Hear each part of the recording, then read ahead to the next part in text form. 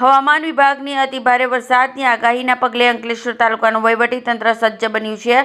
અને તંત્ર દ્વારા અંકલેશ્વર તાલુકાના નર્મદા કાંઠા વિસ્તારના ગામોને સાવચેત રહેવાની સૂચનાઓ આપવામાં આવી છે। ત્યારે મામલતદાર રાજન વસાવા અને તાલુકા પંચાયતના પ્રમુખ વિવેક ભરડીવાલાએ ટીમ સાથે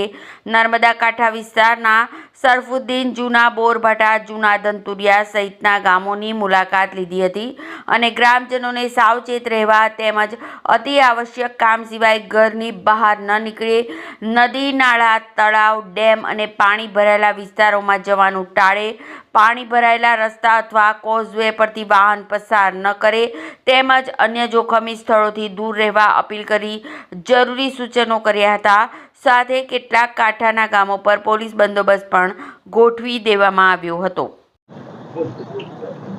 આજે જ્યારે રેડ એલર્ટ જાહેર કરવામાં આવ્યું છે ત્યારે મામલતદાર સાહેબની સાથે એનડીઆરએફની ટીમ અને પોલીસ તંત્રની ટીમ સાથે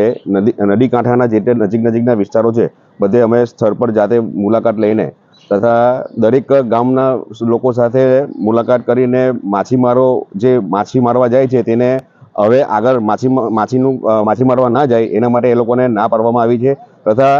વધારે જો પાણી અહીંયા ભરાઈ જાય તો એના માટે પણ સ્થળાંતર માટેની પણ તૈયારી સાથે અમે અહીંયા દરેક ગામે ફરીને અત્યારે અમે બધાને જાગૃત કર્યા છે।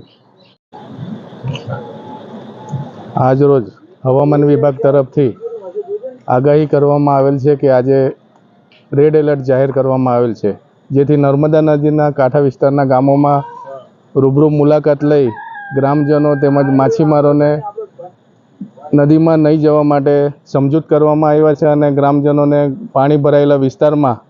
નહીં જવા માટે જરૂરી સૂચનો કર્યા છે। અને હાલ અમારી સાથે તાલુકા પંચાયતના પ્રમુખશ્રી હાજર છે, પોલીસની ટીમ હાજર છે, દરેક ગામમાં કાંઠા વિસ્તારમાં પોલીસની ટીમ તૈનાત કરવામાં આવેલ છે અને શેલ્ટર હોમની પણ વ્યવસ્થા છે, જરૂર જણાય। હાલ પાણી ભરાવાના કોઈ પ્રશ્ન છે નથી।